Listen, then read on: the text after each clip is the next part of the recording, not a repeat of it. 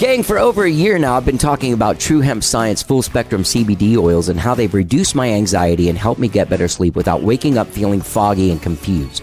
I've also talked about the full spectrum CBD bombs that relieved my hand pain last year and made playing piano and guitar much easier. Well, gang, today I'm going to tell you about True Hemp Science organic gummies made with full spectrum hemp oil that are available now.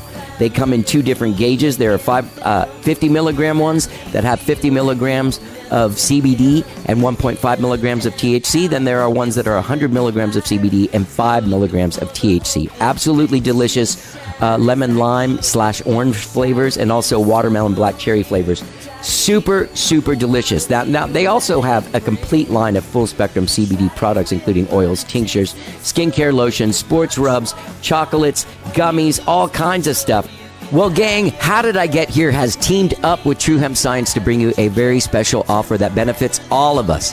Spend $100 or more at truehempscience.com and you will get a free gift. Just enter the code HDIGH at checkout. There's a little code placed there for you to enter it, HDIGH, and you will get a free gift with purchase. That's right. Go to truehempscience.com and balance your body and mind with True Hemp Science. Let's get down. Hey, gang, it's Johnny. I just want to take a second to talk to you guys about engagement. Right now, you're listening to the show, and I'm not sure exactly what platform you're listening to it on. But whatever platform you're listening to it on, you can subscribe to it and get an alert every time a new show drops, usually every Tuesday and every Friday. New shows every Tuesday and every Friday. Whatever platform you're listening on, be it Apple Podcasts, Spotify, TuneIn, Overcast, Stitcher, any platform, you can subscribe to it. And if you can leave a comment, leave a star, share it on your social media if it's something that you like, please do that. We encourage you to do that. And also, as far as social media goes, you can follow me on Instagram and Twitter. I am at Johnny Gowdy on Instagram and Twitter. Give us a follow. Also, you can like our Facebook page, How Did I Get Here? Please do. Anyway, all I want to say is, you like a show, share it, use the hashtag How Did I Get Here Pod. We'll give you a shout out. Thank you so much for listening to the show and engage. And you may ask yourself, well, how did I get here?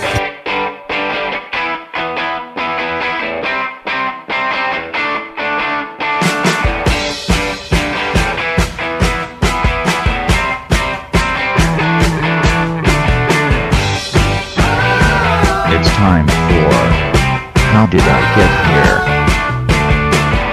And now here is your host,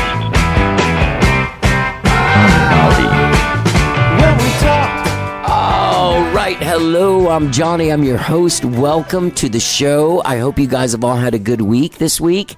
It's been kind of a crazy week. There's been a lot going on, like craziness. You know what I mean? From the earthquake in Turkey and Syria and the humongous loss of life, just tremendous. It's such a sad, sad thing. All my prayers go out to all those people, and my heart goes out to everyone over there. All the people that lost loved ones, all the lost people, all the people that have been injured, all the people that are lost, all the people that are worried about someone they can't find. Just very, very sad and terrible, terrible thing. And over here we had the State of the Union and kind of the aftermath. I didn't watch the State of the Union, just because I don't know when the last one I watched the highlights. Now that you can just watch highlights of it as soon as it's over, it's like, why watch this whole thing? Watch this weird kind of like hecklers and all that shit. It looked like a fucking, looks like a shit show. That's what it looked like to me. It was just seemed like, well, from what I saw, and I know it wasn't the whole thing. I was watching the highlights. I'm sure there was normal parts where people weren't screaming shit out.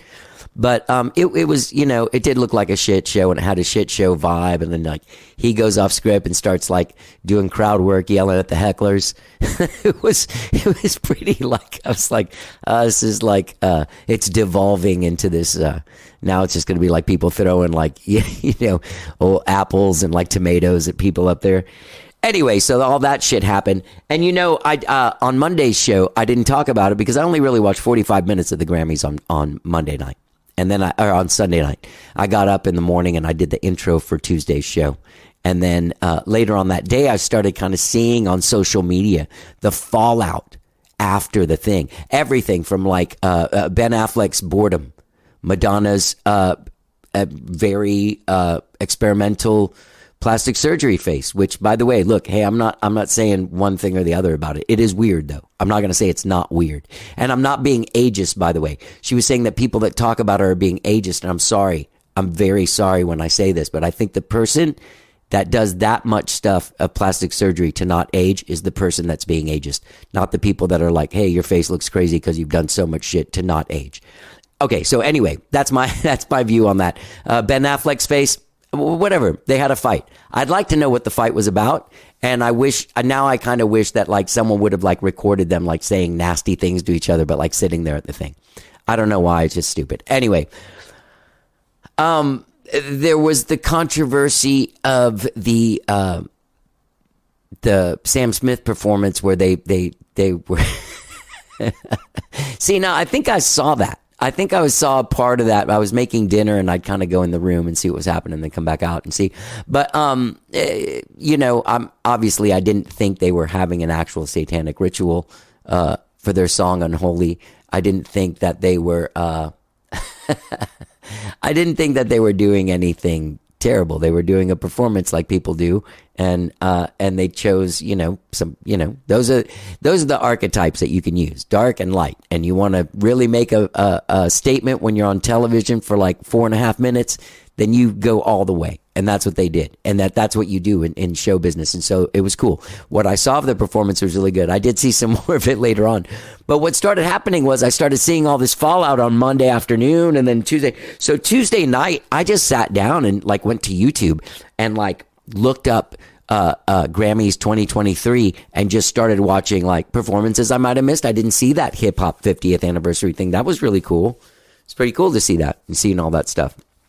And seeing, it getting the light it deserves after all this time. But I did see the satanic performance, but then I ended up watching a couple of like super right wing, like freak out videos where people were like, holy shit, this is it. Like, look at it. And I don't know if you guys saw this, but like, here's this what looks like a satanic ritual. If that's what you want to see, that's what you're going to see. Okay. Cause that, look, they were dressed in devil stuff and they were acting weird, but to me, that's artful and cool. And to another person, that is like, they're trying to summon Satan himself and they're doing a satanic ritual.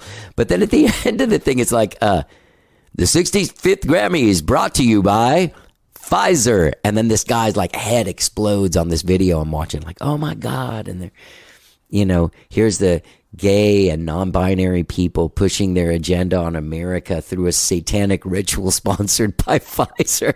And there's no way, like, if you had to sit down and on paper be like, no, that's not what happened. But like, if that person's like a conspiracy theorist and wants to see that, then that's what they saw. Anyway, I saw some other performances. I saw some people win stuff. I just don't, like I say, I didn't, when I was growing up watching the Grammys, it didn't seem like my people were on there. The Smiths weren't on the Grammys, REM prior to like 1990 or 1991 or whenever they put out Everybody Hurts, they weren't on the Grammys. You know what I'm saying? Like, it seemed like the Grammys were like for the Celine Dion people and for like Johnny Mathis or Pat Boone or people like that. Like when I was a kid, or Debbie Boone or something was winning Grammys. Maybe they'd slide one to Elton John every now and then, but like Kiss wasn't in the Grammys. That's my scene. That's I never really cared. I don't know how you feel about it, but I did get caught up in the aftermath of it and watching those videos and seeing the controversy, which is basically like everything is now some politically motivated thing. Oh, there was another thing that happened that people were freaking out about. Like, it turns out Beyonce, she won a Grammy or two. I can't remember exactly how many, but she won some Grammys. Now she's won more Grammys than anyone else has ever won in the world. And I went to rehearsal on Wednesday with Skyrocket, and I was talking to people what I watched, the night before on YouTube, and asked if they watched the Grammys, and we're all kind of talking back and forth about it. And there's a member of Skyrocket that he believes that Beyonce was robbed. Like, I felt like I could see emotion. You know how like people's mouths tense up and kind of like sometimes their lips will quiver, or they tense up and they kind of go down on the sides. Like, I'm trying to hold this in because I'm freaking out. But he was like angry with Harry Styles, and like Harry Styles didn't make the best record. But like, did Beyonce really make the best record? I don't know. I mean, I listened to it once. It wasn't what I wasn't like, oh shit, man, we got to keep on listening to that Beyonce record over and over. Anyway, whatever. I think it's weird that she didn't win Album of the Year and she's complaining about it when she's won more Grammys than anyone else in the whole world. You know what I mean? Like, I'm not celebrated enough. Or I don't think she's mad about it. It might be the people, like my friend. And I really did find that strange, odd, and just kind of like weird. I did. Strange, odd, and weird, which all mean the same thing. So I found it real weird. Anyway, long story short, Grammys came and went. This time there was like in the wake of the Grammys this year, there was just kind of like all of this like insanity. Madonna's face, Ben Affleck's face. Beyonce didn't win enough awards, even though she's won more than everyone else. She didn't win this one specific award, and she's robbed. She's been robbed of this thing. I mean, come on, guys. And then, of course, the satanic ritual brought to you by Pfizer. Insanity, baby. Insanity. At least music. I shouldn't even say rock and roll, but music is out there, and at least it's shaking shit up again, and it's pissing some people off. I'm very happy about that. The satanic ritual performance. I thought that was great, of the song Unholy. And I like the song. It's a good song. All right. Gang, I have a great show for you guys today. Portland, Oregon-based singer-songwriter, venue owner, composer, Jim Brunberg is my guest on the show today. He's a brand new album out, his first album in 15 years. It's called Songs of Stupid Hope. It's out now, wherever it is you stream and download music. You can find him at jimbrunberg.com. My friend Charlie Fay from the publicity company Daydream Believer reached out to me and was like, hey, check out this dude. He's going to be in town. He's from Portland. Let me know if you'd like to do a podcast with him. I listened to this album, Songs of Stupid Hope, and it's fucking fantastic, man. Great record. The guy's a great songwriter, great performer, great producer and everything. He has a little company called Wonderly, a music company with his friend and partner, Ben Landsberg, in Portland, Oregon, and they do music for television, documentaries, films, and podcasts, including New York Times Daily and Dear Sugar with Cheryl Stades. So that's pretty exciting. He does a lot of different stuff like that. He's also the co-owner of a couple of venues, Revolution Hall and Mississippi Studios and Polaris Hall. He did a lot of work during the pandemic, getting advocacy work for venues and to get state and federal funding all over the country. I mean, he did a lot of work for that. And his record, Songs of Stupid Hope, is absolutely fantastic. He came over. He was in town, so he came over and we hung out. We had a really long conversation. We really got along. We have a lot of stuff that we love, like we both met and loved G.E. Smith.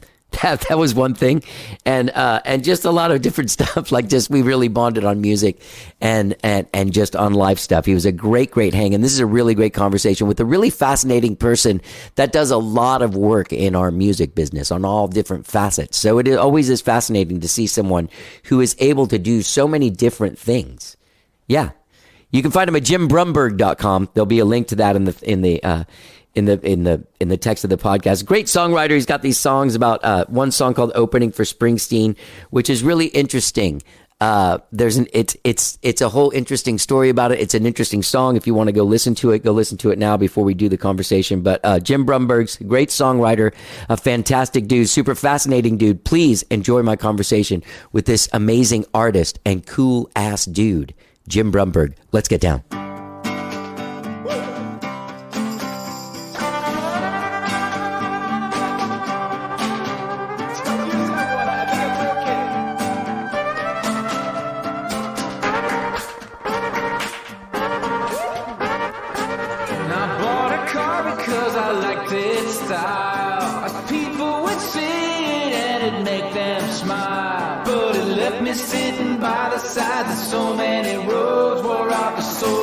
Shoes just to get back home.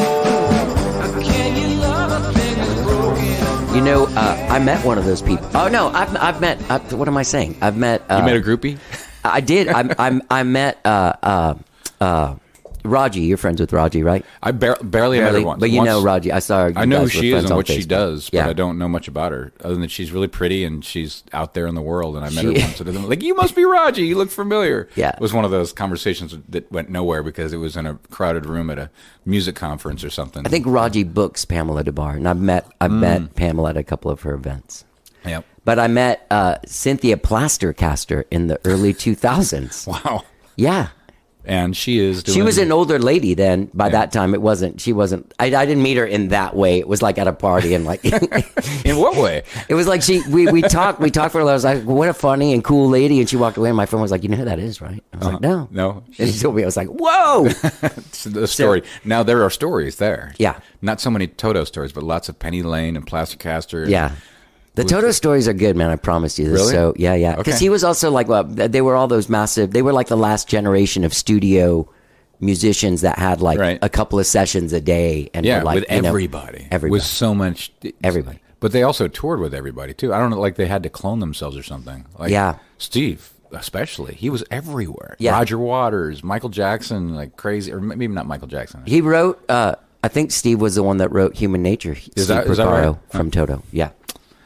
Anyway, we're here to talk about you, Jim. Yeah, that's going to be difficult. I hate doing that. I don't, so I was going to start off with the whole Steve Allman thing, a guy that we know in common for those of you listening, who is an author, a professor, and a general far right-wing agitator on Fox News that pops up. As in every he once in a agitates the while. right wing. Not, Yeah. He's not a far right. No. Right, exactly. He's not Marjorie Taylor Greene, but someone who would The would opposite make of her Marjorie mad. Taylor Yeah. Greene in every way, pretty much. There's no commonality between Yeah. those two characters. So there's so much to talk about with you and your journey, but I do want to start off by talking about this record, Songs of Stupid Hope. Yeah, thanks. And so what I was going to say is there's a literary, I feel, at least even sort of like reference from the opening, from the original book itself, the Bible, and the New Testament. You in the Easter morn. Yep. Okay. Yep. You describe a scene from, it's been one of my favorite scenes from when I was like 5 years old and I saw Jesus Christ Superstar when he throws a fit because they open the market in his father's temple or whatever. Right. And Turns the tables over. And I remember thinking that like, okay. Like, because I would throw fits like that when I was like that age. This and I guy was like, kind of rocks. I can this guy- identify. He's He's a like man a of real guy. Yeah, he's a real guy with principles. He's got a little bit of a temper. But then also, I always think of that scene when I'm walking through Times Square. Or when I'm walking in Las Vegas. I'm like, oh, if he came here, he would freak the fuck out. Like, But would he? I don't know. He might be. Jesus might be into just partying down, and he might embrace the ridiculousness of the giant Tickle Me Elmo doll that shakes you down for cash. Yeah. You know, and tries to get you to take a picture of him or something like. He might be amused because I don't know. There's some beauty about Times Square. I'm I not guess sure it about is a Vegas. feat Vegas of is human achievement, yeah. like all the lights The lights. Have you ever been there at midnight when they do the moment of art? in Times Square. No. Every night at midnight. every night Every night at 11:59. There's 1 minute, or maybe it lasts for 2 because minutes. of Yoko. No, I don't know. Oh, She she it did sounds a like thing something like she that would come once. up Yeah, with. yeah. But it's every night, and all of those mega screens go to one image or to an integrated, like coordinated image. Really? And I've seen some really cool shit come out. Like you're standing on Times Square, and there's all this Samsung, AT&T, Yeah. blah blah blah, latest one, and it's all flashing you, and it's all kind of like overwhelming but beautiful in this weird kind of multi-sensory way. Then it all goes into one image. And everything kind of quiets down because everybody stops talking and kind of looks around. One time it was just the image was an audience and you're in the center and it's like you're at the Coliseum and the audience is looking at you. Oh wow! And then after at the end of the minute, all of the images they're all coordinated. So there's like 1,000 of them, Yeah, 1,000 yeah. screens participating Yeah. in this. And there's like one or two outliers who just refuse to play the game. The M&M people, I know it is. Right, those damn M&M people. But then everybody starts clapping. And there must be speakers somewhere because you can hear the clapping, and then you start clapping. Wow. And then you're standing on this at Times Square at midnight with people from around the world, and the pictures are looking at you as opposed to you looking at them, and everybody's clapping and smiling and going, God, this is weird. And another time it was just like a message of peace from somebody or something like that. I don't know. That's wild. I think Jesus would be into that little moment. Maybe so. But Can I tell you one Times Square thing, and then we'll get back to this? Because it's actually We can talk about reminded me. Times Square all day if you I haven't want. really spent a lot of time in Times Square at midnight, except for I was there for a few days when David Blaine encased himself in ice in one of the Oh, TV wow. studios in Times Square. Yeah. And so you could just walk by and see him 24 hours a day. The human exhibit. So my friends and I would just be really drunk and like, oh shit, let's go see David Blaine. So it was- we would wave at him and stuff. It was He was so a magician, weird. and he wanted the thing was he was supposed to get out. He right? encased no. It was like I'm gonna encase myself in ice for like 4 days. It was a long time. I mean, and he survived, obviously. And it was, yeah, he survived. I don't remember that. Actually. You don't? I remember who they- he is and his feats of amazement. But I would not remember it had I not witnessed it in real life. And also, I think the thing that made me remember it was my friend Billy said, we're sitting there looking at him. He's real quiet, and Billy goes, "Some people do anything to not have a job, huh?" pretty creative. Yeah. Okay, so this record, you did it during the quarantine time. You wrote it and recorded it during the quarantine time. Yep. Like everybody did their quarantine record. But, Yeah. Taylor Swift did 3. Willie Nelson did a couple. I did this one, but I hadn't done an album for a long time as a solo artist. I couldn't get together with my bandmate. One of his deals is that he has like a asthmatic thing, something with his respiratory system. So getting together, we just didn't want to risk it. And I've got kids, so it was just a lot of alone time with my thoughts. That's Ben Landsberg. Ben Landsberg, yeah. Okay, We have this thing called Wanderly. And Right. He's the best in the world, and I missed him. So these are the songs I wrote when I missed Ben. Oh. So he ended up coming in to play fiddle on a couple of them, but other than that, it was all me, just jacking around in the studio, like you probably do in your studio here. Yeah. You did, but like who did like he played strings? Yeah, he plays strings. Okay. Yeah, viola. But there's like horns and like choir and like It's all me. They're not well played horns. Like you wouldn't want to solo those tracks up and really listen to them. Oh, but- you play. Yeah, well enough to do stuff like that. Yeah. I'm not a guy you'd want to call in for a session on the horn. Yeah, it wasn't like an Earth, Wind, and Fire arrangement. No. But yeah. But it was cool. Yeah. Like it has a lot of vibe. Yeah, I mean, I usually start with like a fake instrument, or maybe I'll just be tooling around on the horn, and like sometimes, a limiting factor will help you decide the scope of something you're working on. Like, I'm going to write this song on dulcimer, or Right. or just bring Yeah. It kind of limiting the Yes. wide scope of possibilities ends up giving you more focus, and you can like choose an idea and stick with it, or a narrative and stick with it. And remember, one of those songs was written around a saxophone riff, because I only play a little bit of saxophone, and I was able to like come up with this one thing that sounded cool on the sax, and then I got a little bit better during COVID, but I basically wrote the whole it's called a song called After Times. I wrote that around a sax thing that only appears in the song like way late, like in the bridge. But excuse me, the whole thing was written around this very limiting thing, because I'm a very limited sax player. Right. But So you're a badass bass player. I can hang. And that's you, yeah. So the songs kind of span this odd, like genre jumping thing, and it gets to this song like towards the end. There's this song. Hold on, I gotta write this down. I wrote it down. Sonny Smoke's Big Drive to Alberta, where all of a sudden there's like a different dude singing. Yeah, so Like a new guy with a different view of the world from the rest of the record. I'll admit this to you, because the Sonny Smokes thing is like a that is a harbinger of things to come, my friend. There will be a Sonny Smokes character in my future. So the guy singing is Sonny Smokes. Yes, Okay. he's the narrator. You Okay. know, and he's oddly enough, amazingly, he sounds a lot like me. But he's a country guy who he's a wannabe country artist, and he's had all kinds of great ideas throughout his life about great country songs and bands and places he would like to play, and fantasies about that, and stories that he wants to tell the world about his upbringing and things that happened to him and mistakes that he's made. And so his album will be coming out in, I don't know, maybe 6 months or so. Is that like the inverse of Chris Gaines? Yeah, exactly. Exactly. It's like a rock dude going Yep. country. And has that happened before? Like, did Kiss make a country album? Is there No, a but famous rock group that's made a country album, like pure and simple country? I feel like if the big country thing would have happened when they were younger, they would have found a way. They might have found a way in. Oh there. no, that's not true because that's not true. I think one of the biggest songs off of their tribute album, "Kiss My Ass," in the early '90s, is a country song. Is Garth Brooks' version of "Hard Luck Woman." Yep. Yeah. So the Sonny Smokes is a character. And he fit into the theme of the record, so I put the song on the record. But that's a song from a project that's coming together.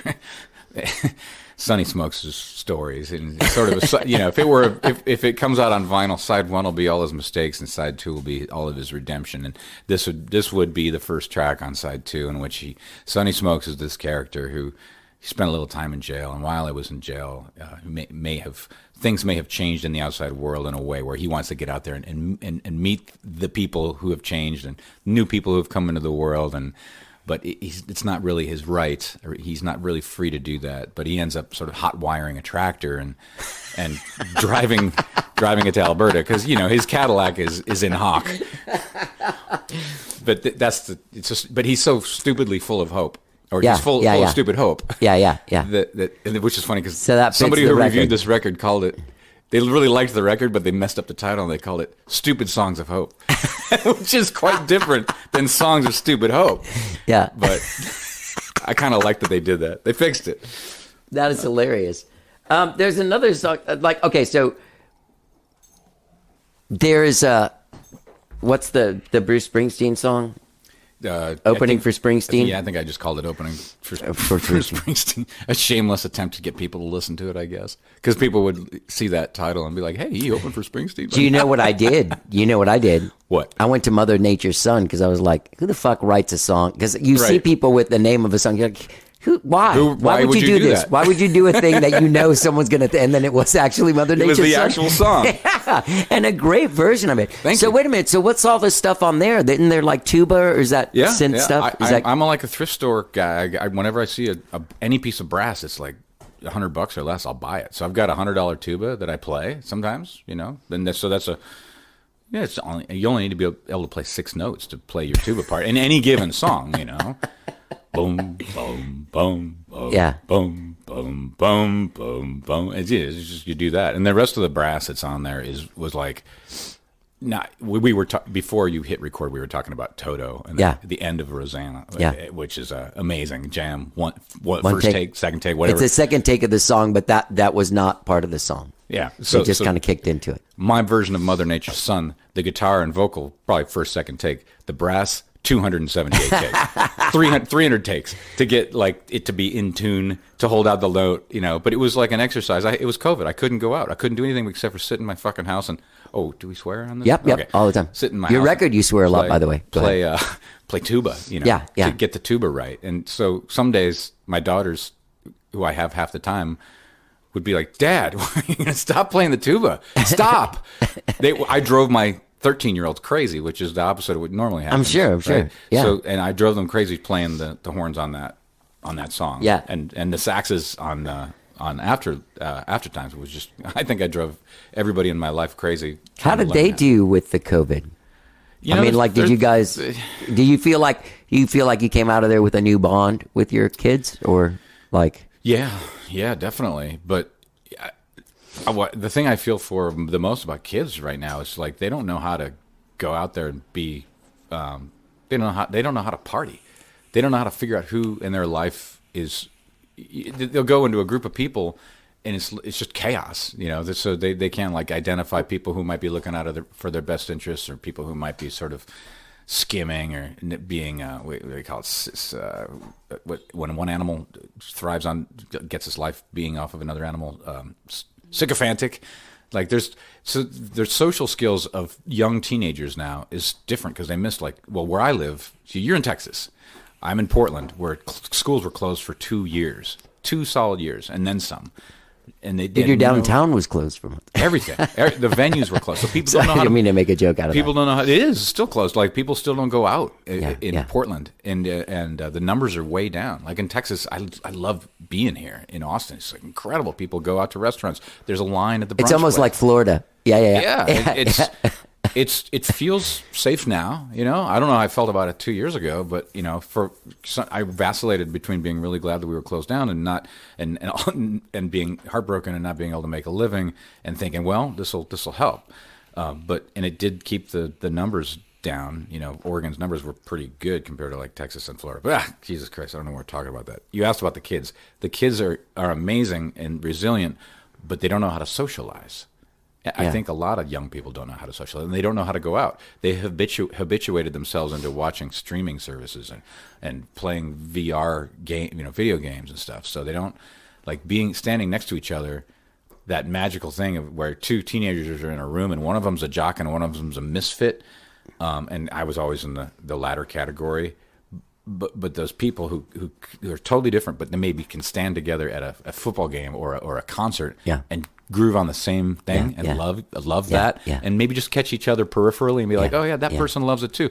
That forms a lot of understanding between people. You know, that's like, you know, whether gay, straight people from different backgrounds. You know, oh yeah, well, that person's really different from me, but we both love Garth Brooks or whatever. We both love Kiss. You know, or you know, the Juggalo people. You know, like it brings people together.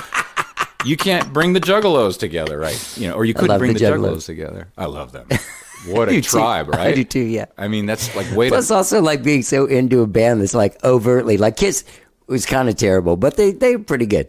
But this band, like arguable, Insane Clown Posse, is like everybody agrees they're terrible, and I feel like the Juggalos probably also agree this is a terrible band. But we just like their aesthetic. It's an aesthetic, and it's a community. It truly is a community. Like, have you seen the documentaries about these people? I saw one of the what's the guy he just canceled.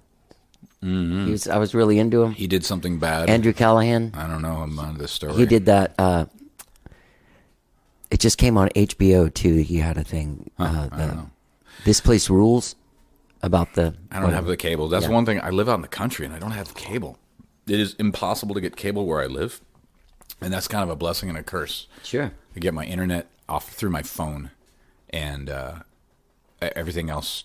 So my ability to socialize has also been hampered. And so when my daughters are staying with me, which, you know, half the time, it's just the three of us. And you know, friends sometimes come over. I'm not a total hermit, you know, and everything, but like it's weird. It's when we go into town and we're with groups of people, it just feels weird. And I imagine it really feels weird for them because I've got. In my body is this institution of being able to walk into a room and like knowing how to navigate. Do I go over there where those people are laughing loudly, or do I go over here where people are smoking and pulling the slot machine, or like where's my place in this establishment? The girls don't know how to do that because for most of their developmental, you know, and definitely all of their teenage years, they're fucked by the pandemic. So anyway, damn crazy, huh? Yeah. Crazy. I bet you spent a lot of time in here making music during the pandemic. I'm one of those people. I got into it after a little while, but I've been in it so long and doing it so long that I was like, oh, fucking, I don't have to write a fucking song. Like, you know what I mean? Mm-hmm. I did some live stream stuff, and I did end up like by the summer of 2020, I was back at it, writing songs and doing that stuff. But no, I didn't do a lot of recording during it. Yeah. Really? I did a lot of podcasts. I did a lot of like talking through it with people. Like I normally put out like 2 shows a week, and there were some weeks I was putting out like 5 shows a week. And wow. Like, this show? Yeah. Wow. That's a lot of work. Yeah. I needed to do it. I mean, I needed you kind of do like your research and you get involved in this isn't just like a talking No, not at all. thing. Yeah. I really appreciate this. This Thanks, cool. man. I really got into your music. You are a fantastic songwriter. Also, like what an interesting cat, like all the stuff that you do with music. The Wonderly, that's as a team, you guys score documentaries. Yep. You've done. What did you do with BoJack Horseman? That was a thing that I was like. They just. I know. I wish BoJack Horseman called us up to say, "Hey, write all our new music," but no. BoJack Horseman called us up because they wanted to use the Daily theme. For the really? New York Okay. Times. They wanted to use it, and they thought that we owned the rights to it. Oh, and so did we. We thought that too. Oh, but you don't. No, we don't. Apparently, I should read my contracts more carefully because in the contract it says that it's work for hire. But you know, not as a music maker, you're like, no, I wrote that. Sure, you guys can use it. And then I can't remember what happened. Somebody on their end caught wind of, like their legal department said, well, just because Jim Brunberg says you can use Jim Brunberg's song doesn't mean you can use Jim Brunberg's song. Yeah. So they checked it out, and sure enough, they were right, and I was wrong. And so the New York Times put in a big argument about who owned the thing, even though there was never really, like, there was a contract, but the contract didn't really say. Yeah. But enough stuff was there that it was quote unquote work for hire. That New York Times owns all the stuff that we've done for New York Times. We did a whole mess of their podcasts, and the Dear Sugar theme was done without a contract completely, but it was done from before when it was WBUR, and Steve and Cheryl and Lisa Tobin, the producer, just asked us to they asked us, what can you do, because our theme song is this Nina Simone song, put some sugar in my bowl. Great song, right? Like, like, well, I don't know. We could try to copy it. Yeah, finds a singer, and then right away I thought of this woman, Liz Weiss, who has a really great, gritty, low voice and beautiful singing voice, and so that's how that came about, was us trying to mimic Nina Simone. Yeah, and that was kind of one of the earlier soundtracky kind of things that we did, and then the New York Times just total by coincidence snatched that up at the same time as we did the theme song for the Daily, and then it ended up just leading to a whole bunch of other weird ass music work. For whoever has offered us money, basically. How do you end up, like, do you guys, I went to your website and stuff, and obviously you guys have like a reel and stuff, and you send it out, or people come to you because of stuff? Yeah, we've never sent anything out. People just come to us, so we get weird. We don't have an agent or anything like that. Okay. But our mutual friend Charlie says that maybe we should consider that. But then I worry that then I'd be working too much on stuff that, doesn't feel right. Yeah. So we put the reel on our website, and it's like fish, it's like hanging a piece of beef jerky out the window and hoping a bear comes along. Right. And it does. The bear comes along every once in a while, just often enough. Yeah. And we've done some cool, like, indie films, like full soundtracks for indie film. And that's really a lot more fun, because you get to get into the film and work with the filmmaker and spend a lot of time interacting with the thing that you're doing, as opposed to just like throwing music at a committee of people that may or may not like it or have the language to talk about it. So, when we do a film, it's a little more rewarding. We've done maybe 7 films that are like full-length films where we just really get to jack around with ideas and get to know the characters on the screen and try to write something that works for them. Yeah, that's fun. Yeah, boring to talk about, but fun to do. No, I it's not really. I mean, it's inspiring. It's like stories of inspiration. Hey, before we leave the album, the thing I was going to say about opening for Springsteen was there's a real Hunter S. Thompson vibe to that. Like, good. Just kind of the franticness of, like, it's interesting. Like, you weren't on drugs, you were dreaming. Right. But it's the same kind of effect. It might have been both. Yeah. I don't know. Yeah. Nothing harmful. None of the bad drugs, kiddos. Yeah. Only but the good ones. Yeah, it just has that sort of like urgency and excitement, and also like hilarity, and also like odd references of thank you. Billy Joel not knowing his place when to solo, things like that. Can you imagine Billy Joel? I mean, I think it was a real dream. It was really kind of based on a series of dreams, but like I still have a nightmare where I'm on stage and there's some other musician who's in the situation who's not picking up what I'm putting down, and maybe either walks all over it, or sometimes I'm the Billy Joel, and I'm bigfooting on somebody else's stuff, right? But can you imagine Billy Joel's not known as being a session player or a sideman? He's nobody's sideman. So in my dream, suddenly he's just like there, and I gotta give him something he can. It's play always on. the Billy Joel show, right? Yeah, and I'm already ill at ease because I'm at this benefit concert, and so the premise is, in my dream, is that Bruce and Patty are too busy making out to go on stage, and it's Bruce's time, and I get kind of thrown out there, and it's an anxiety moment. Yeah. So, but it's, I don't know, it was a real dream. I got to hang out with G. Smith for an afternoon. Oh, nice. Well, I was on the same bill as him one time. And I actually love that guy. I've met him and played with him. He's a wonderful dude. And it was isn't he nice, dude? Oh yeah, and he's always got a big book this like 3 inches thick of nautical fiction. He's like I didn't see that. oh, he's way into his books about ships. He's like a meditator, and he's a lovely guy. You wouldn't think it. You look at him, he looks kind of mean, right? He looks kind of edgy and mean, but he's so sweet. I'm not gonna lie, dude. His level of smugness when they would go to commercial on Saturday Night Live in the '90s, The face, right? kind of gave me like, I love this dude's playing, but like I don't.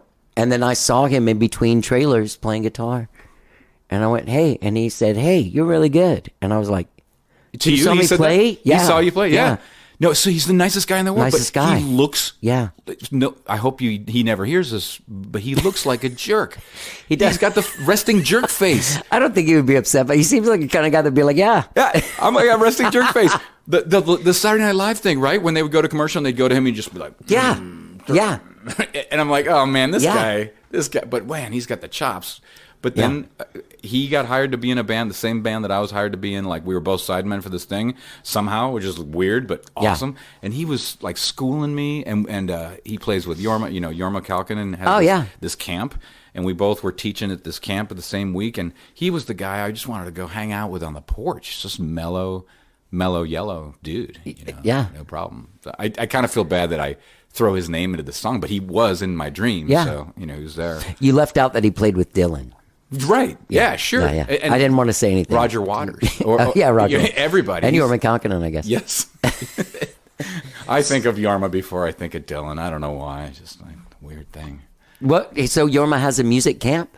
Yeah, in Ohio. It's called the Fur Peace Ranch. It's a fur piece from anywhere. And he teaches, well, I don't know if he's doing it now since COVID, but he and his wife Vanessa run this amazing facility. And they have people come in who are,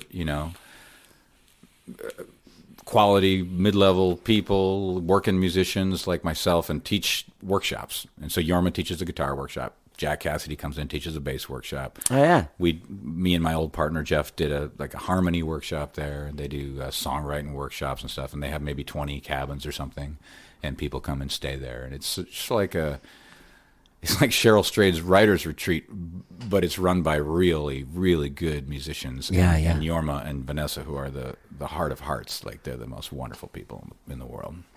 Was Jack Cassidy also in the Hot Tuna? Yep. He and I think of Hot Tuna as Jorma and Jack. Okay. And so Jorma and Jack are the duo, the middle of that. And they founded Jefferson Airplane, and then later, Jack came back to Jefferson Airplane in the period that is not as highly regarded by a lot of like rock and roll fans, when it's just like Mickey Thomas and the synths. Yeah, like We Built This City. Yeah, and later even. And that's Jack still playing bass in there, but Jack is awesome. He's like a godfather to me. And so, Yep. Man, what an insipid little song. No offense, Jack. I know he did not write that song. No. That's weird. So you know them? Just from working together, yeah. My mom met some dude when I was like 7, in like 1977. We lived in like Lake Tahoe for a little while, and then for like I think like 9 months or something, we lived in this little town called Nicasio. which is in Marin County. Yeah, Rancho Nicasio. Rancho Nicasio. Yeah, we used to go there. Yeah, I used to play there all the time.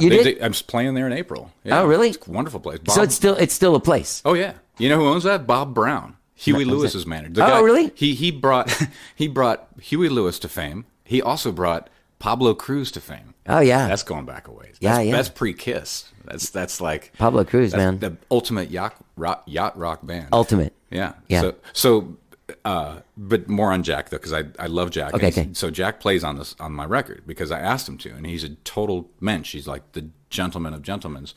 Wait, so when I was complimenting the bass, do you think I was?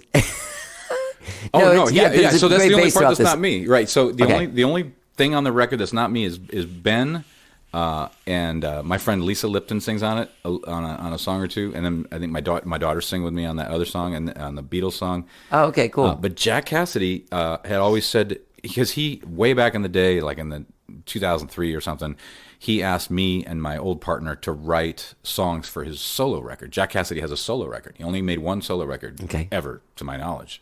And it's called Dream Factor, and it's a great record. It's got like crazy people from all walks of life on it. You know, really, Ivan Neville and the people. Who's the vocalist for Little Feat? I can't remember. I'm bad. Oh, with the names. guy that came after. Yeah, I'm Lowell. the worst name. No, not Lowell George, but the other guy who Yeah, plays yeah. piano. I'm so bad with names. I'm the worst name dropper because when People are screaming on the trail right now. I drop them wrong. Sorry, people. So Jack's album is really great. Fee Waybill from the Tubes. Oh, yeah. Sings one, and it's just like this crazy grouping of people, but like half or so of the songs are songs that I wrote that are on there. And he said, if you ever want bass on anything, send me something. And I thought that was just like, he's frickin' Jack Cassidy. He doesn't mean that. But during this COVID, I reached out to him, and I had laid a bass line, but I wasn't that thrilled. So I sent him two tunes. 2 days later, he sent me back bass options, like bass lines, and not just one bass line. Like, here it is. I'm Jack Cassidy. You're going to use this bass line. But, well, here's one idea. Here's another idea. Oh, yeah. Like a session guy. What a cool guy. Oh, my God. Like He's a pro. Total He's pro. Jack Cassidy. Right? Yeah. I know. But I don't think he does that for people very often. I think that sometimes we just need to reach out and ask each other for stuff like that. So That's one thing about modern times that I think is real cool. I'm being not a able to huge collaborate. fan of fucking Pro Tools or what that's done to sort of like the energy and spirituality of performance, yep. right?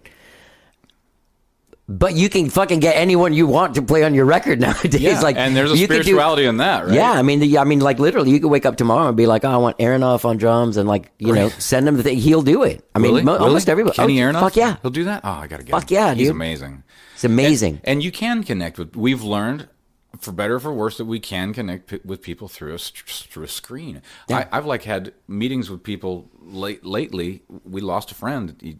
I'm coming to his funeral in a couple weeks over in San Antonio, and a lot of the people I know that are going to be at that funeral, we've shared a lot of tears together, but we've never met in person. And we've shared work. We've done good work together. So like this whole Zoom thing, like Pro Tools, Yeah.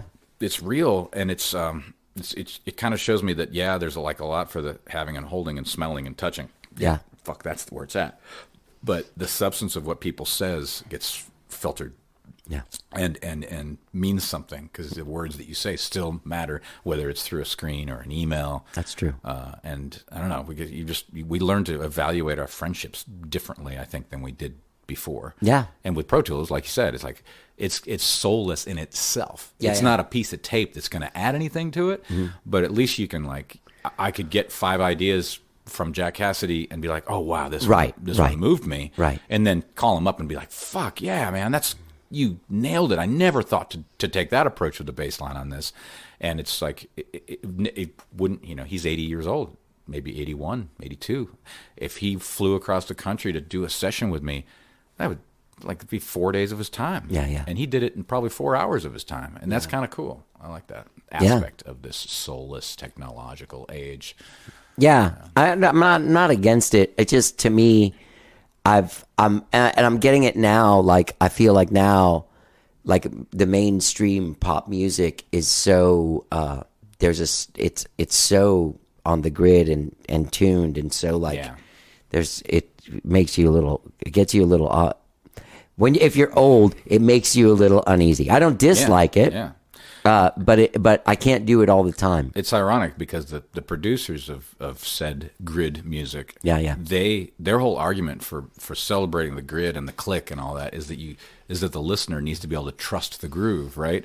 You need to trust that the groove isn't going to vary. Well, I fucking disagree. Like, the groove should vary. The tempo should breathe.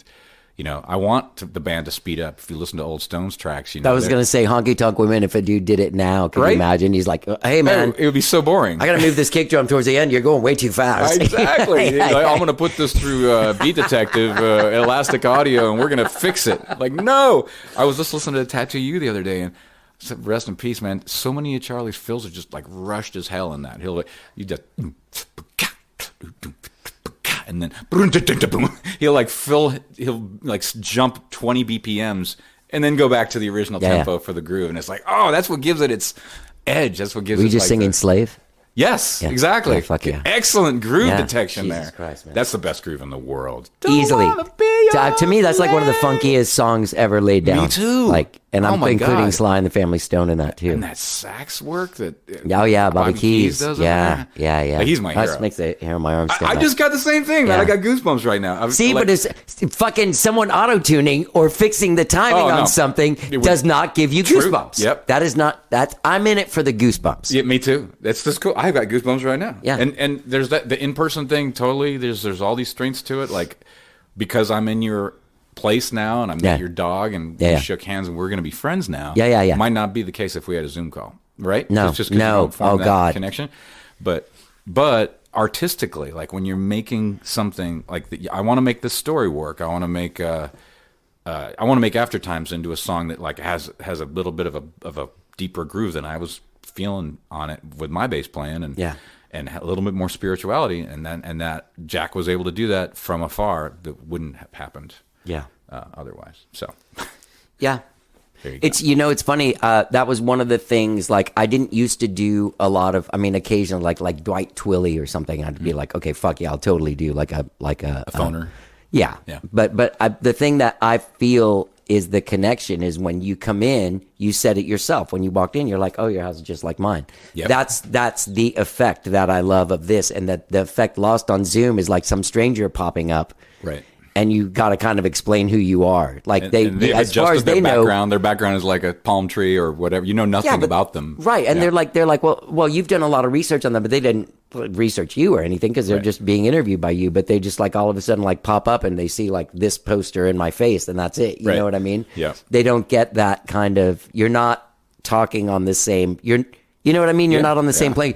For all they know, I'm some dude who still lives with his mom. That's just like some crazy music fan. I figured your mom's room was down the hall. No, it's just me and Rosie. Wait, because your place is so clean.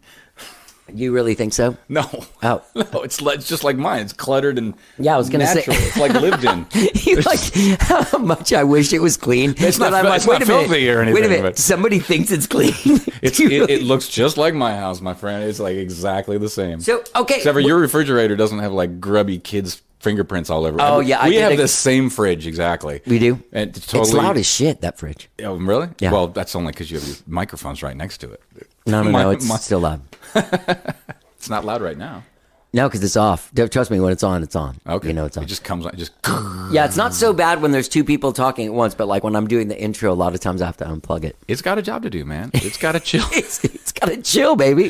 That's a lot of work. Okay, so wait a minute. This one thing I was going to ask you because I've wondered about this dude, and I guess I could just look him up. But so when you were talking about Jorma Kaukonen, and I was telling you we lived in Nicasio, my mom dated this dude. This dude's cousin was some lady named Jackie, who was the secretary of Grunt Records. Oh, wow. But she was married to. Grunt Records is the Jefferson Airplanes label, which I've never understood. But also was Hot Tuna, I think. yeah, and a couple other things. There's a guy named Peter Kaukonen who she was married to, who was Jorma's brother, or is okay. Jorma's brother. Some guitar guy. He had a record called Kangaroo, and he played Flying V's. That's what I remember because we Wow. saw him at Rancho Nicasio.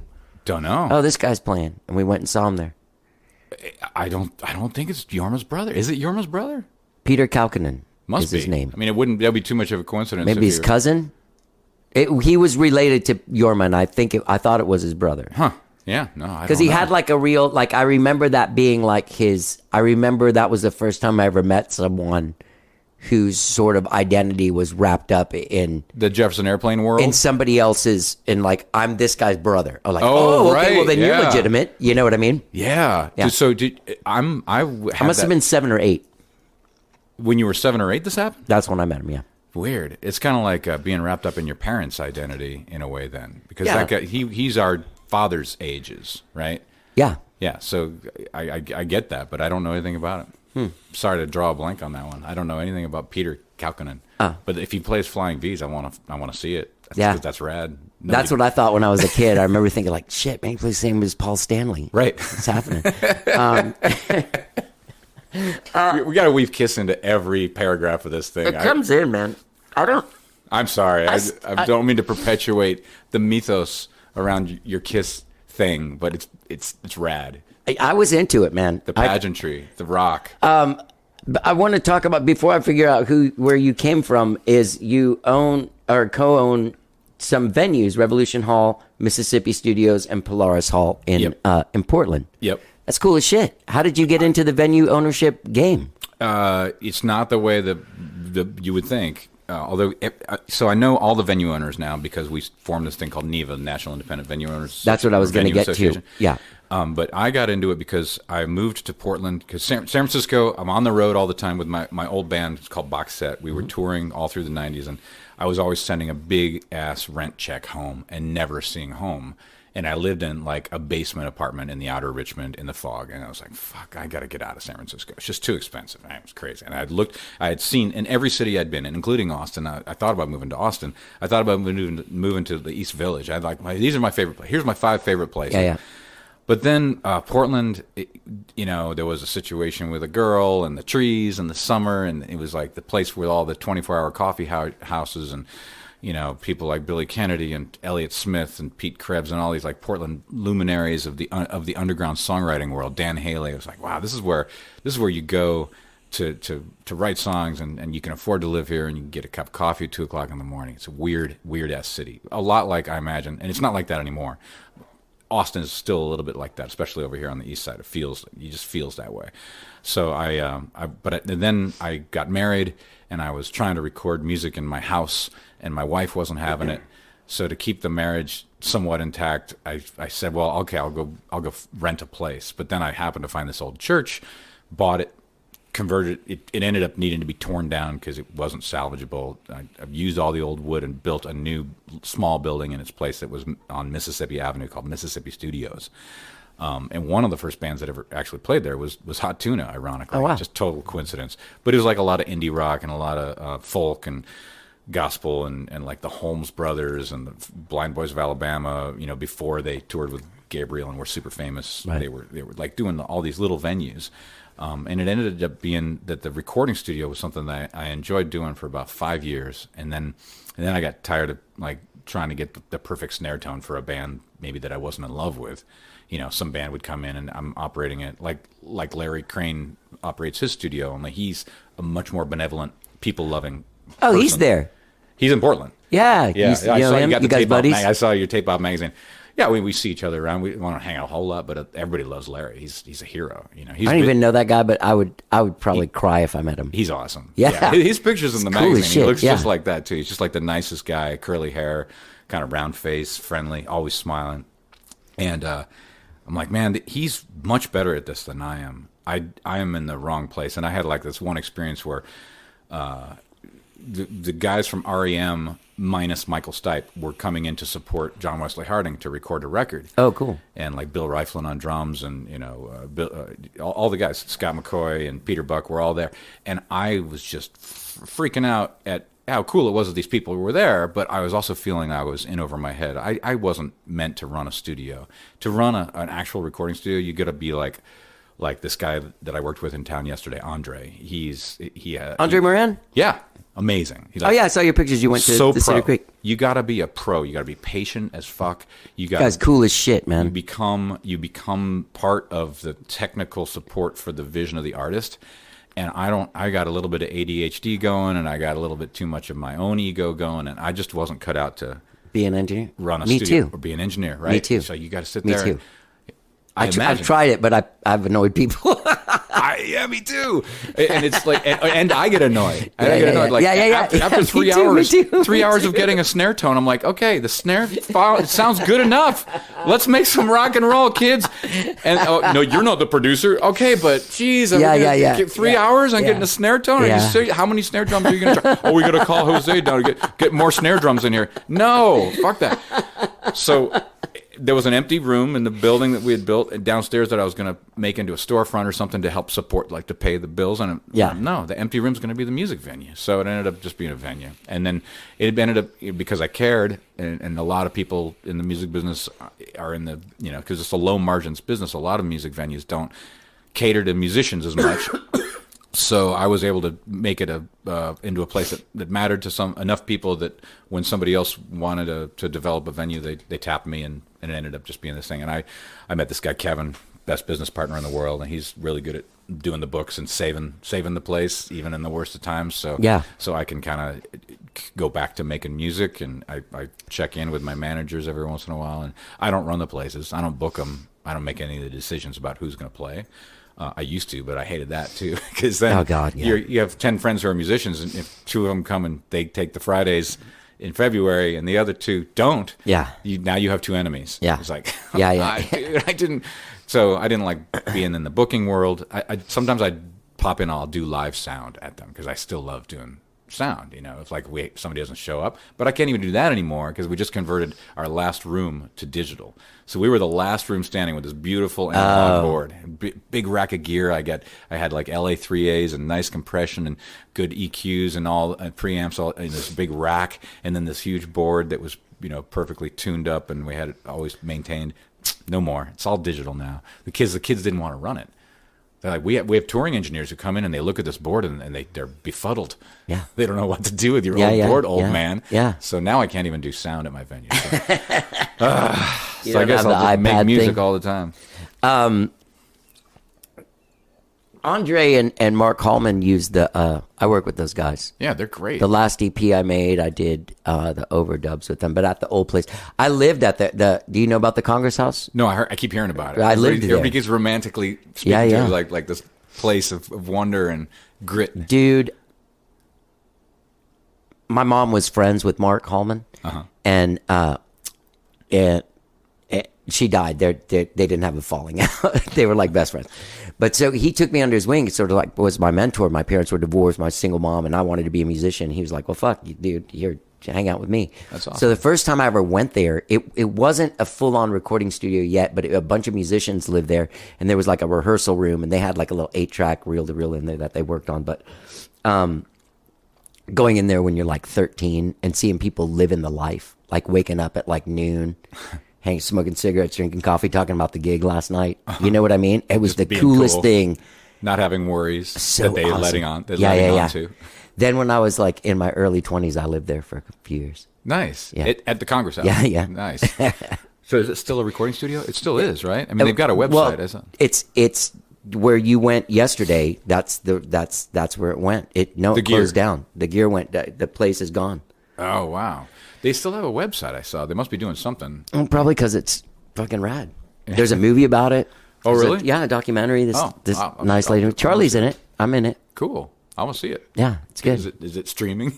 It is streaming. Can I buy a laser disc of it somewhere? Not a laser disc, but you can get a DVD of it, I think. I'm really into physical media lately. Did you make physical media of this record? I did a CD, yeah. did? Mostly just to give to my friends who are old. And, there was some... I can still do it. I put in a CD, listen to Yeah. it through my NS10s. I love those NS10s. Those are old school It's NS10s. like... Those are the real deal. Then I pull out my cocaine. Yeah. They're of that era. They are Yeah. of that era. And you got the original tweeters in there. Yeah. The replacements just aren't as good. I mean, That's what I've heard. You have the engineers are so fun. And here's another thing I admire about them immensely is like, first of all, their skill, their hearing ability. It's like, I do all my own engineering, but I do it so cheap and stupid now. Even though I've got all the old equipment from the recording studio, I'm just kind of lazy. So this whole record was recorded with one microphone through a little Focusrite Scarlett. Yeah. But times but with a million overdubs. You Yeah. know, except for some of the drums. I have. You're really good. Did you mix it too? I mixed it and did Fuck, all. you're a really good engineer, man. Yeah, not when you You listen. are. Yeah, put on that Toto record next to mine and Well- listen to it, or one of Andre's records, and you'll be like, oh, okay, all right, this is a homemade record, but thank you. Those guys know how to still. What I was going to say, did I say it? They still know how to capture magic on that stuff. You didn't say it, but now you have. Okay, that's what I meant to say agree. when I was Yep. bringing it up. Yeah, no, Andre's fucking amazing, man. He is. And he is like. He's kind of a god to me right now after yesterday. Because What'd you do there? Would you go record? Yesterday was a wham bam vocal session, and it was me producing one track and then Charlie producing 2 tracks with these amazing backing vocalists, Akina and Betty. Adderley. Yeah, Yeah. and Betty Sue, and the two Betty of them Sue. have great chemistry, and they're really fun. Yeah. and they nailed everything. Yeah. and I threw some real curveballs at them, and it was all stuff they hadn't heard before, and I was just like, "Do this, do this, do this." Were do you this. trying to to Confound fuck them them? up? Yeah, to confound them. Just challenge them? Yeah. No, I didn't know what I was getting into because I heard that they read, but again, my laziness kicked in, and so I didn't write everything out for them. because I also heard that they were really good. Oh no, they'll just get it. You just sing them the part and then they'll get it, or they can listen to your demo and pick out the parts. And that was for the most part true. But then there was this one crazy little arrangement that I had, and one of the songs was kind of like a Harry Nilsson-y like layered building thing that just slowed us down and bogged us down, and we're just poor Andre had to hear the same syllable 900 times, right? The kind of thing that would have driven me crazy if it wasn't a thing that I was working on. Yeah. And he's working on it, but he's the engineer. He's got to sit there and listen to everybody shouting at him to do things. Like, Andre, give me this, or make this happen, No, do that again. Do it. No, not that. But he was a god. He's also a guitar hero. Did you hear that? Yeah, no, I know. We play the same guitar. He's got a 67 335, and I got a 68 335. We have like the exact same Gibson guitar. Look at that. Right, crazy. So many things. Oh, that is great. So you're from San Francisco? I lived there longer than I lived anywhere else, but my parents moved all the time when I was a kid. So it was like 14 states by the time I went off to college. Happened to me. Yeah? A little bit, yeah. Yeah, it makes sense. We're very similar. Yeah. So keep on moving. California, Wisconsin, Florida, Iowa, Pennsylvania, Washington, and then Michigan. And now I was like, please give me a place where I can stay. How old were you when you got to San Francisco? What did they do? Why were you moving so much? My dad he's that guy in my life that sort of, I imagine Peter Kalkinen feels about Norma, if indeed they are brothers, which we got to assume at this point, right? I had a lot to live up to with my dad. That was a weird callback, but I'm going to stand by it. Who's your dad? His name's Jim Brunberg, and he's a doctor. And but he's not just a doctor. He's like one of those super doctors who is not the rich kind of doctor, but the hardworking academic kind of doctor. He's one of the guys that invented the MRI. Oh, so, fuck. So he's always like, what are you doing with your life, Jim? Yeah. I'm making records. Yeah. And, when my band got a major label contract and stuff, he was like, I guess you're doing okay. You're not doing too bad. But I think that everything I do to my dad is kind of like a chuckle. Like he, I'm still trying to make him proud. Yeah. I know my grandfather, my mom's dad, that's him up there in that picture, overseeing Cuba. He looks like a stud. But he passed away. Yeah, he was very much a stud. This was one of the things in his office when he died that I took was the gunman? the cowboy with the gun. Nice. Because he was that kid, like a John Wayne, like he dug John Wayne and Clint Eastwood and like Charles Bronson and shit. Nice. It's a lot. They're all doctors, Antonetti's. I was the first person to break it. The oldest grandson of his oldest daughter. Wow. And I have photos. My grandfather had like lab coats made for me and like when you were a child? Real stethoscopes. Yeah, like he took and and that did would like a photo shoot. Excite you into the career of me in a little tie. Like, did it work? Did you ever try to become a doctor? I didn't try. Me neither. No.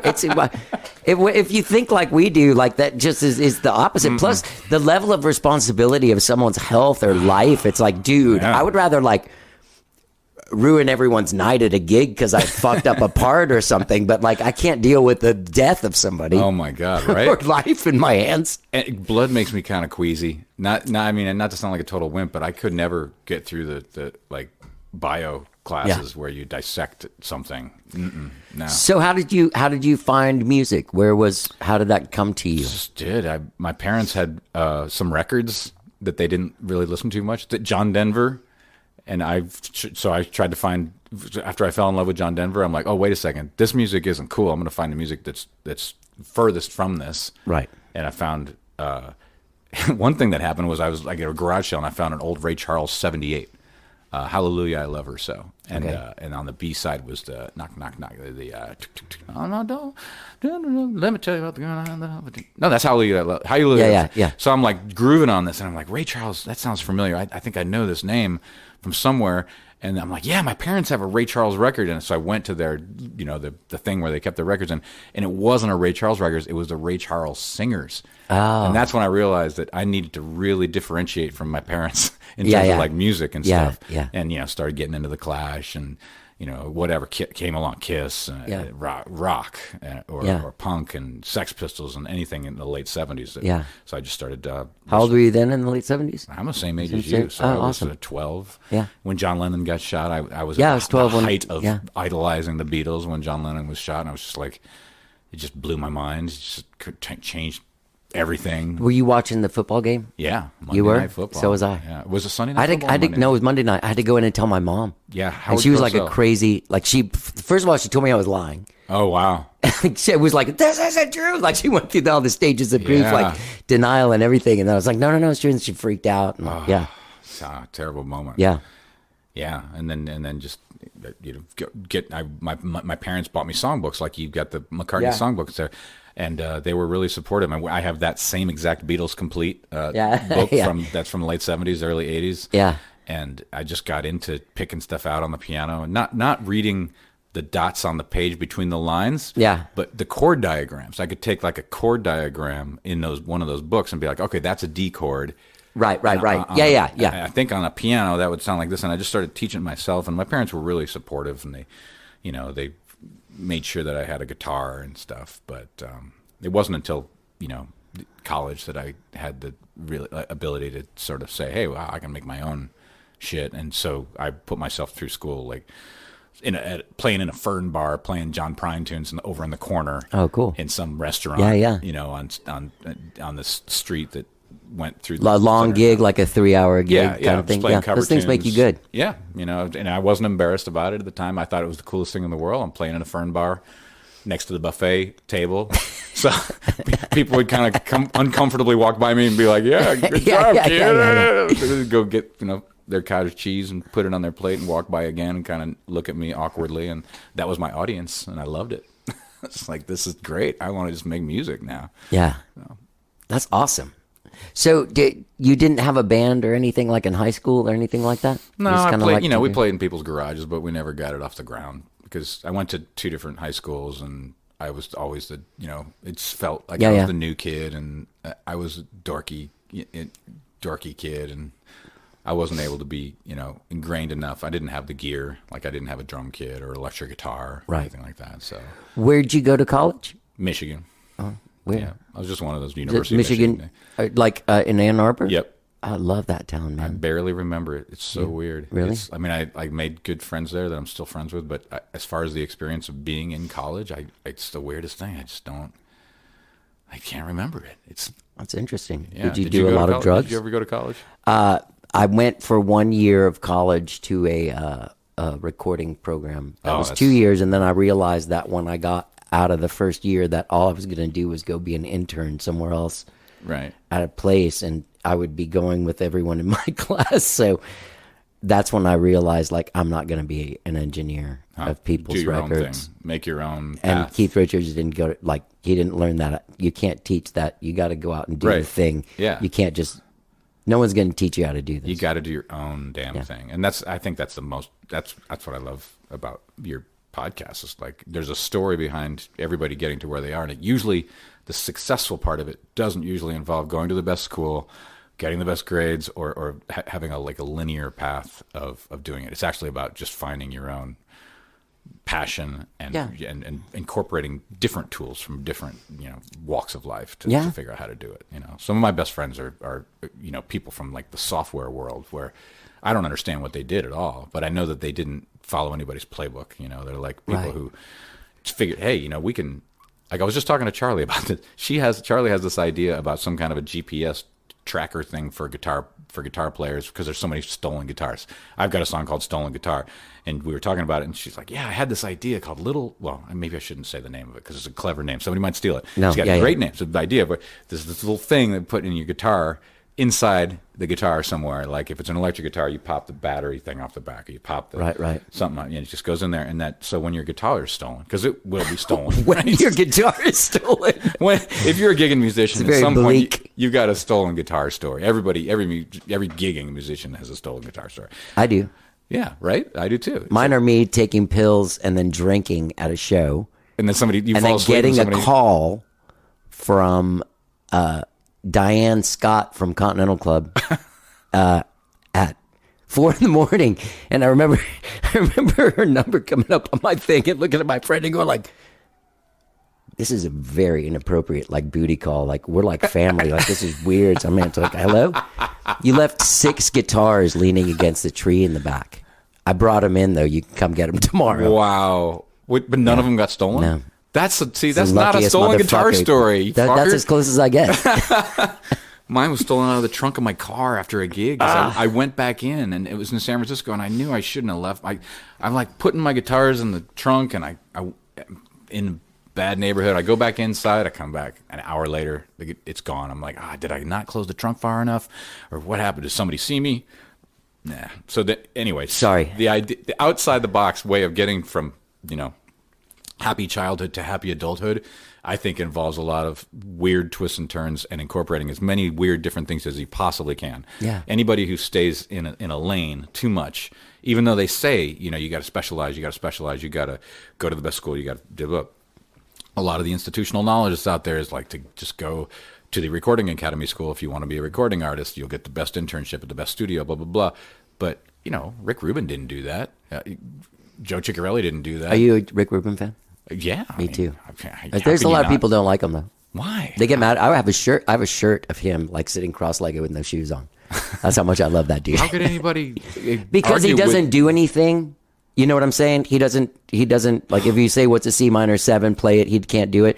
But he's doing a thing that's so far beyond what these people think. Yeah. Like if your thing is just telling someone if they're in tune or not, then Right. fuck you. That's not even you producing. can make an in tune record. Yeah. Yeah, but it won't be interesting. No, he's looking in a deep, he's trying to search for the truth, I agree. which is a whole different fucking thing than Yeah. some people do. Everybody always says, "What's a record producer do?" And yeah, Depends. sometimes, yeah, it totally depends. Sometimes they'll tell you that your C minor 7 is in fact not right, and but that's not Rick Rubin's mode of production. He's gonna come at it from a very deep spiritual place, and I love the way he produces records. Yeah, but me too. There has to be somebody in the room to fix the C minor 7 if the C minor 7 is being. There played also wrong. has to be there's also engineers that are working on stuff that makes shit sound good, but also Right. there's Yep. a talent in knowing who to hire and who not to hire. Totally. It's a team. Yeah. Yeah, and people don't realize how hard it is to make a record, and it is really hard to make a record by yourself. Yeah. And like when I said jokingly earlier, Taylor Swift made 2 records during COVID. She didn't make them all herself. I mean, she wrote them and stuff, but she's got an amazing team of people. Like her engineers are top notch, and her producers and co-writers and everything are the best. So it's like, when I came out with this record and calling, I don't call it my COVID record. It's the first record I made in a long time by myself. Right. But making a record by yourself is kind of weird. It's like you have a lot of hats on, a lot of jobs. I did a by myself record that's out there. Is it good? It doesn't sound anywhere near as good as yours sonically, come on. but it is. I think it's good. Well, I should I hear think it. it's good because it's got all the it sounds like it was. There was that guy Donnie Wynn that I was telling you about, Yeah, the the drummer drummer, guy, yeah. and this attorney guy named Bobby Thomas decided to start this label. And there was me and a couple of other people they wanted to do stuff with. And when they were like, "What are you working on?" I gave them these demos that I had done. And when obviously, if you have a place like this, when you demo a song, you're trying to make pet sounds. You know what I Right, mean? yeah. No matter what it Piece sounds by like. piece, yeah, Yeah. and the Yeah, and you're trying to make this as like grand as possible. Right. In your home because it's fun to do. Yep.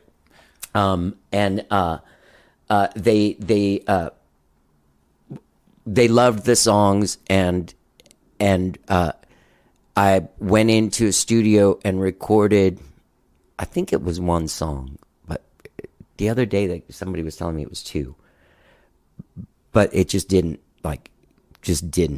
have. You had demo. Sounded 100 times better, but it just didn't have the heart vibe or So you had like demo-itis, as they call it. Or that, and so they just put that out. And then the other thing was I'd thrown out I didn't keep the individual 4-track track tapes? stuff. No, it wasn't 4-track. It was like on a 16-track version of that or something. Yeah. Well, my favorite records are the ones that are not my favorite records, but some of the gems, like all of Todd Rundgren's stuff that he did by himself. Yes. Oh, God, I love it. Yes. Right up till the stuff he's doing today. You Yeah. know? And he's doing that thing where he's people are mailing him tracks. Like I don't know if Yeah. you, Todd, Yeah, the last record the that he thing with did. the Sparks and Yeah. it's great. It's got some really good, interesting stuff on it. His last record was like collaborations with people like that. Like Yep. send me stuff. His last and I'll- 2 records. Yeah. Yep. Those Last 2 records yep. were like that? And but all his earliest stuff where he's just going off in the Yeah, studio, yeah, or Paul yeah. McCartney's solo stuff, like McCartney 2 and McCartney 1. Yeah. Oh, God, I mean that stuff's it's just brilliant to explore the mind of a wackadoodle artist who has nobody saying, and the critics are all like, "This is what producers are for, is to make decisions to prevent this type of self-indulgence." Sometimes, but you know what? I like the bad. Being able to do both is really, because that's, you know, I don't do all my records by myself. I'm not an idiot, right? Like, you know what I mean? It is good to have another sound mind in the room, or a sound opinion. Yeah. But then, like, I hate sound opinions. I just don't like the critics censored things and keep you from going too far down a road that might lead to discovery. Yeah. Who would have thought that, like, Harry Nilsson's crazy vocal stuff would have worked if Harry Nilsson hadn't been totally indulgent and fucked up, and he kind of bullied his first producer into letting him do all this crazy stuff. Right. And same with Paul. Like, everybody faults him for having such a strong personality in the studio and stuff. But I mean, I happen to really love the weirdest of the Paul stuff when he goes off for 8 minutes on a tangent, or Todd Rundgren. I don't know. And Joni Mitchell, temporary secretary on. Oh McCartney my God, too? temporary secretary. Now Before that. Now it's on too. It's on McCartney too. And now everybody's like, that's the most genius thing ever made. But at the time, everybody's like, what is this trash? I remember my self-indulgent trash. My mom asking me to make a tape version of that record without temporary that song secretary. on it. Yeah. Just make me a copy of that, but don't include temporary secretary. Yeah. But it's great. It's an awesome song. It is. And now it's like the critics now say that that's one of the most influential songs of all time. You know, like of the century, of the 21st century, because it came out in the 20th century. And it was 10 years ago they were saying it's Ram. Right. And that, for me, that's actually true. Ram is hugely influential. Me too. To me, that's like that's better than Sgt. Pepper to me, and I'm not joking. Too. I hope no one gets mad. Well, they will, but you got to say what you got to say. I think "Dear Boy" is one of the best songs ever. One of the best. That vocal arrangement and just like a 2-minute fugue. I bought a ukulele so that I could learn how to play Ram on. Ram on, yeah. Nice. Yeah. That's the story of my life, man. There you go. Tell me about Box Set. We were a band in the 90s that did really well, better than we should have done, because we were fun and we were like a harmony duo. And we had a really crackerjack backing band of 3 guys, a Hammond B3 player, a drummer, and a bass player, who sort of reluctantly did everything we asked them to, even though they wanted to do other things. So there was always this tension between, are we a rock band, are we a jam band, or are we a folk band? And it never really landed. But we had a big following in San Francisco, and the labels came, and there was this like weird moment where we had an opportunity to sign a major label contract, and then it was just work. Who did you sign with? Capricorn. Oh yeah. But there was. Do you know Ian Moore? He was on there. I know him only because he plays. Oh yeah, because he lives up Seattle. there. Yeah, but I didn't know he was on Capricorn. But then we His first record, I think. Sorry. Oh, no, that's okay. I like Ian a lot. We had an opportunity to make a second record with them, and they gave us the advance. And then Capricorn and Mercury and MCA and all that family got bought by Seagram's. And then they just shelled everything. And the lawyers never asked for the money back. So Jeff and I split the money, and my part became I was able to buy Mississippi Studios for a building for a whopping $90,000, which to me at the time was like more money than I thought I would ever see. And then it was great. It was like we didn't have to give the money back, and I didn't want to tour anymore anyway, because we worked like 300 shows a year easily for 5 years in a row when we were on Capricorn and on our own too. And so it was like I learned how to hear harmony and all that. Who else did you tour with during that time? Like who? Oh man, everybody from like the Indigo Girls. They gave us our tagline, which was that we were the Smothers Brothers meets the Indigo Girls, which we always kind of liked because that's pretty cool. They were like big sisters to us. They're a little bit older and a little more at the time. They were a lot more established, and they had a lot of cred and stuff. And Michael Stipe sang on their first record, and they were like the cool lesbian version of Box Set. In our minds, we were like, wow, we can do this. And we toured with them. We toured with Dave Matthews and Willie Nelson a little bit. And whoa, really? Remember the Horde tour? Yeah, of course. We did that. So I avoided it like the plague. Right. I never went to the Horde tour. We were there, but there were some good bands on the Horde tour too. Oh yeah. It wasn't just hippie bands. Right. It was like there was like a rock stage, and crazy enough, they put us on the rock stage, and we just got blown off the stage every night. So we didn't make any waves there because we were like between Robert Bradley's Blackwater Surprise, which is this killer Detroit R&B rock band with a blind 65-year-old lead singer, the old dude, Robert Bradley. and then who was after us? I can't remember. We were like sandwiched between the two kick-ass bands of the whole tour. And then, like, why couldn't they just put us with the Spin Doctors so we could like put us on that stage so we're not getting blown off the stage every night? Because we're like harmony singing, acoustic guitar playing guys with we have a killer backup band, but it was like our stuff was kind of arranged and it never really blew the roof off of places. So a guy from the Spin Doctor's wife was my yoga teacher a few years ago. Isn't that weird? Are they local? Are they? No, they're not local, but I think one of the guys lives here. There's a bunch of weird random guys. There's like the guy that played keyboards for Night Ranger. Huh. He was here for a while. This guy Mark Youngersmith who played with Billy Idol. Everybody comes through Austin, it seems. It's like Austin is a great place to... John Doe lives here. I love John Doe. Yeah, he's cool. I was a huge fan of X all through the 80s, and then I finally got to meet him because we played my place, Revolution Hall. Oh, awesome. And John Doe, he was like backstage. I had no idea what it was going to be like, you know, because It's really nice, man. You know what Exene is like because she has the podcast. She does a lot of YouTubing stuff. Yeah. It's like, whoa. Yeah. Keep my distance there. I mean, it's like I would like to have dinner with her, but I don't want to have like a short conversation with her because there's a lot of things I want to talk to her about. Right. Got some crazy theories. But John just seems like a regular guy. Is he going to be a regular guy jerk, or is he going to be a regular guy like that you want to just hang out with? Yeah. Turns out he's the coolest guy in the world. Yeah. So he lives here? He lives here, yeah. I should see if he wants to have breakfast because we hit it off. I like that he was like the most gracious guest. He's like, I think I found, because they've been playing this other great club in town in Portland, Dante's. But Dante's is small. Yeah. And X has a lot of fans, so they need a bigger room. And he liked our staff, and he just made it a point to just say, I think we found our new home. It's just great. We got to stay in touch. And he does the solo stuff around up and down the West Coast with a guy named Casey, who just is a huge music fan and produces shows. And he just put out a new record last year. John did? Yeah. I'll have to check it out. He did the show. I had a funny moment with him because there was one thing when I was like prepping for the thing. I realized that X, if you hear a song and you don't know who it is by the lead singer, when the other person starts singing harmony, like if you're listening to an Eagles song, maybe it's an Eagles song you never heard, but when the chorus comes in, everybody starts singing. You're like, oh, it's the Eagles. Yeah, you know what I mean? Yeah. Even though it might be David Crosby or somebody singing backup vocals. Right. But it's the Eagles configuration and sound, right? Eagles exactly. So I was trying to tell him that he and Exene had the same thing that the Bee Gees and the Beatles and the Eagles do. Times 10. But it made him start laughing really hard because no one's ever said that about their singing. What? Just That's about the thing.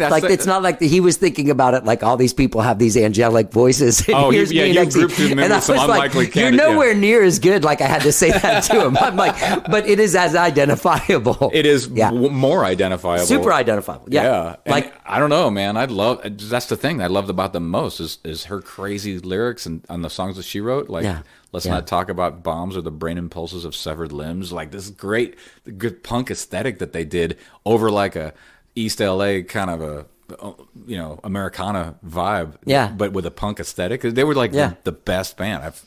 They are still. I mean, it's still the original band. It's great. Billy Zoom's still there. You know, he sits on a stool, but still rocks the shit out. Yeah. So. Yeah. That's did you ever know this guy Matt Harris was in a band called Oranger? I've heard of Oranger, but I don't know much. He was the about bass player of Oranger. I thought you might know him. He played with Ian Moore for a while. I played with Ian for a while too, and we were on a same tour with. What's him your main 15 years gig when you're playing guitar, bass? No, guitar and keyboards. Ukulele. It just. I mean, I started out as like a singing guitar playing guy, like lead singer guitar playing guy, and then as you when you have a band, you have a rehearsal place. One guy's always going in early and staying late and playing everyone's shit while they're gone. And that's you. And that was me. And then also like I got into home recording and also having Mark Hallman as my mentor. Like he played all this stuff and he recorded by himself. So I was like, oh, this is what you do. So when I was like 16, 17, I got a 4-track and then, I got a little Casio and, Same here. drum machine and started doing the thing. Remember the sad ADAT era? Did you ever go down the ADAT road? I made some record. I never owned an ADAT, but I'd made a record on ADAT. Oh, sadly, I went deep into the ADAT world because I was resisting Pro Tools. Right, I'm like, well, this is still tape. I'm still recording on tape even though it's digital. Yeah. And man, that was a pain in the ass. We did it. We did it with two of them, and I just remember the fucking like syncing thing was like The syncing thing with the exhausting. snowflake. Remember the It was snowflake? Exhausting. Yeah. I mean, there's like two of your listeners right now who are tracking this conversation. Yeah. Once we started talking about the perils of digital recording and snowflaking on it, Lost them. we lost you guys. Sorry. Well, dude, I mean, before we end this thing, I want to make sure that I clearly express to you, I love your songs, Oh, and thank this you very much. I record's appreciate incredible, and you're there's like a level of intelligence to where you can have a sense of humor in these songs, and it really is great. I appreciate Like it. like it's hard to be funny in a song and want to listen to that song another Another the time. first. Yeah. Well, I don't expect anybody to listen to the opening for Springsteen twice.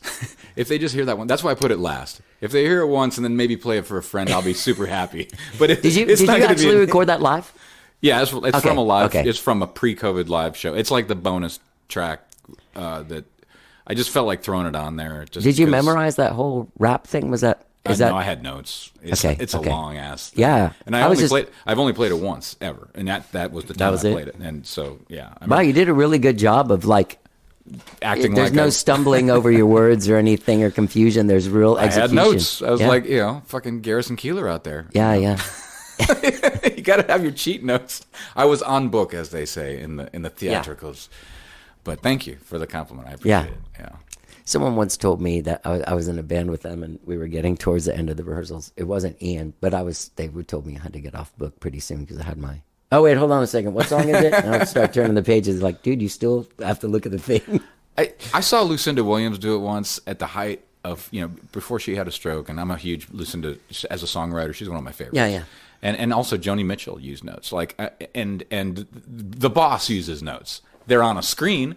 The boss has like 3 hours of songs to sing. I know, like, that's but a it's lot. okay to use notes. If you can pour your heart and soul into it and have like a little roadmap, it's okay, because I don't want to give people the same show ever twice. Yeah. I want to throw new songs out. I don't want like if the day that I'm doing like what Paul does now, like what Paul McCartney does, is he's got a set and he just sticks to it, and it's a great show. I'm no knocking Paul McCartney, but like there's nothing unscripted in it. Every move, every flex of his buttocks as he cringes from the fireworks and Live and Let Die, it's all totally choreographed. Every word it was pretty much choreographed because he's 80 years old. I don't ever want to be in that position though. Like if I'm ever on stage and it's something, unless I'm getting paid as much as he gets paid, as a little caveat, if I get paid as much as that and I can feed my children forever, yeah. But for fun, when I'm on stage, I could crash and burn at any moment. I want to have that I might fail at this kind of feeling. So I'm always, every show has to have new songs. I did a fucking Barry Manilow medley at my last show, and What was in it? strangely enough, I learned in the process of putting this little medley together I ran my band through the paces of learning this thing, which was like this. He put other people torture. through it. It was torture for them. But I made them do, so it starts with Ships, and I had a French horn player. Okay. And then it goes into Looks Like We Made It, but it kind of teases at it, and then right before you get to the payoff chorus, a certain demographic in the audience, you stop hard, a certain demographic ends up, singing it, and you're like, no. And then we're going to do Mandy, and then I have a song that's called Like a Song by Barry Manilow, so we went into that. But it was so on the edge of falling apart. But if it had been this perfect polished thing, it would have sucked. It would have been horrible. Yeah. But the fact that it was clear that I was making the band do this, and they were uncomfortable, and that I was uncomfortable. Like, but there were moments where it was great. So I think that's what live performance is all about. If you go to hang out with your friends and you talk about the same damn thing and tell the same stories and jokes night after night. Yeah. That's why I stopped touring.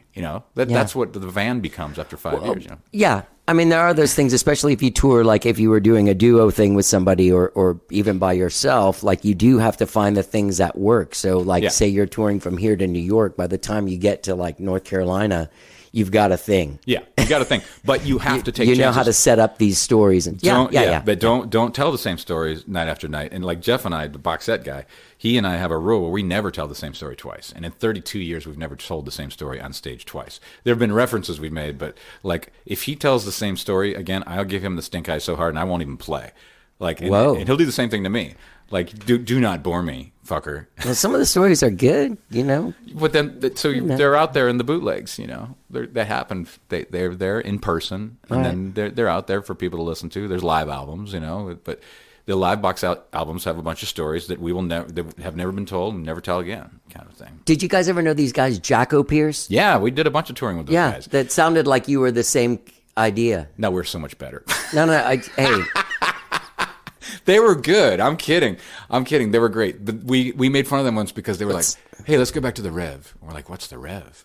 They had an RV, and they called it the Rev. Like, let's go back and chill in the Rev. And then we just thought that was funny. That's our only experience with them. They didn't take a lot of chances, I didn't think. Like, oh, no. They didn't want to They hang out and party or tell stories. I will say this one thing, and I don't know if it's like bad, because I know they're back together and they're doing stuff, but I don't know if they're like Christian, because they always gave me that vibe. Oh, I did a few shows with them, but that got the Carrie, the curly hair guy, the dance, like the super happy guy of them, the I two of can't them. remember them. There was one like a more sullen guy. Serious. And then there was a guy guy that would like spin in circles, and like he was just having a great time. He had a fro. They're Texas, right? They're Texas, yeah. Okay. They're from Dallas. But they were very good. I just didn't vibe with their music. Yeah. So we were on a tour with them though. Hey. Like we did 8 or 9 shows. Them and the Goo Goo Dolls of all people. There you go. It was weird. It's the whole thing. Yeah. Like, what am I doing here? I think they were on like A&M or something. Yeah. Well, one night that guy came to a show of my band's, and he didn't realize. Anyway, he loved our band, and I remember he had stuck a sticker of ours on his shirt, and he was like, cool. I needed to make my own shirt. And I was like, what the fuck are you on? And he's like, mushrooms. He gave me a handful of mushrooms, and I ate the them. The Jacko Pierce guy? Yeah, and me and the crazy happy guy, like, but when we opened for them, they never even had anything to do with our band. Not even like high or anything like that. Yeah. That was our experience with touring with them. We're like, we're going back to the Rev. That was our expression. That we used to be like, we wanted to get away from it all. We think we better go back to the Rev. Like, we don't want to talk to these people. 'Cause that's what they did. They weren't hanging. There were no stories. Okay, so anyway, he gives you the mushrooms. That night we ended up hanging out till like 3 or 4 in the morning. I think he might have come back to my house, and like we ended up like playing board games. Well, or see, something. now I like them so much more. Yeah. So all right. I remember going the next day back to that club, and they were like, "Hey, so you and that Jacko Pierce guy were best friends last night?" You know, like as a joke. Drugs will do that, do you? Yeah. Dude, he's my best. He was the guy that had the mushrooms. He was super cool. Oh my god. Yeah. Well, I hope my daughters don't hear this podcast. Sorry. But no, that's okay. Yeah, no, I hope they're just getting to that age where they're gonna start playing around, and I got to be like the supportive. Call me for the rescue. Oh kind God, of guy, yeah. You know? Oh God. Yeah, I don't have kids. I have Rosie. Thank God I don't have to worry about her that much. There's an infant She's in chipped. this. Is this your nephew? That's my nephew. That's one of my nephews. Yeah. Yeah, I got a few nephews now. Other people worry about them. It's great for me. Yeah. Yeah. Good. Yeah. I like And it. also I get to be Uncle Johnny, which is pretty cool. Being an uncle. Yeah. Oh yeah.